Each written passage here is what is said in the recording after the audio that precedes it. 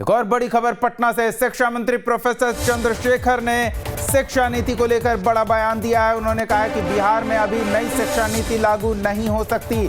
इसके पीछे का कारण वो शिक्षा जगत में इंफ्रास्ट्रक्चर की कमी को बता रहे हैं। इसके अलावा बिहार के शिक्षा मंत्री का कहना है कि शिक्षकों और कर्मचारियों की भी कमी है, जिसके कारण नई शिक्षा नीति को फिलहाल लागू नहीं किया जा सकता। कई तरह की दिक्कतों की बात शिक्षा मंत्री कर रहे हैं।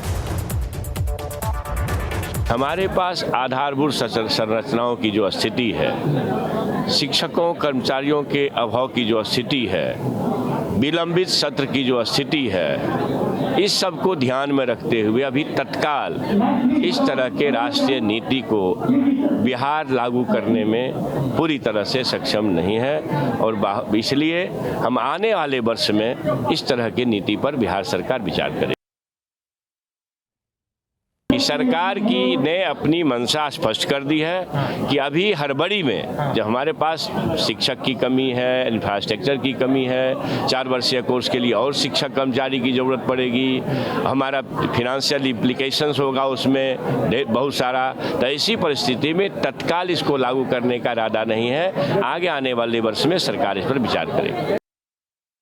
तो नई शिक्षा नीति को तत्काल लागू करने का इरादा नहीं है, क्योंकि वैसी स्थिति नहीं है। आगे आने वाले वर्षों में इस पर बिहार सरकार विचार करेगी। सहयोगी रितेश हमारे साथ जुड़े हुए हैं। रितेश, नई शिक्षा नीति को लागू करने के लिए राष्ट्र के साथ बिहार कदम ताल नहीं कर पा रहा है।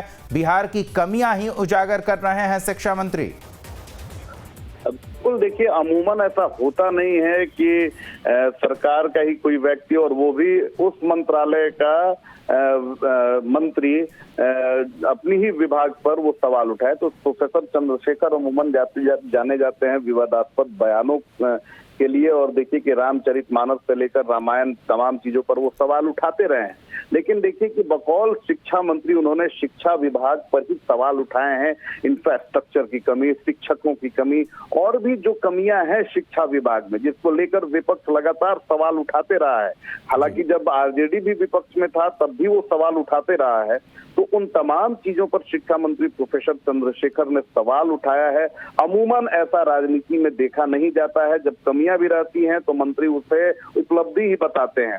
तो जाहिर सी बात है कि ये सराहनीय है, एक उनको दाद देनी चाहिए कि राजनीति में आप मिसाल कायम कर रहे हैं। लेकिन सवाल ये उठता है कि जिस शिक्षा प्रणाली को, जिस शिक्षा नीति को नीतीश सरकार अपनी यूएसपी बताती है, साफ तौर पर कहना है नीतीश सरकार, और सबसे खास बात है कि अगर देखा जाए 17 सालों के टेन्योर में तो शिक्षा मंत्रालय जो है वो लगातार जेडीयू के खाते में ही रहा है। और साइकिल योजना से लेकर पोशाक योजना और अन्य जो तमाम जो स्कॉलरशिप दिए जाते हैं, इसे जेडीयू अपनी उपलब्धि बताती है, यूएसपी बताती है।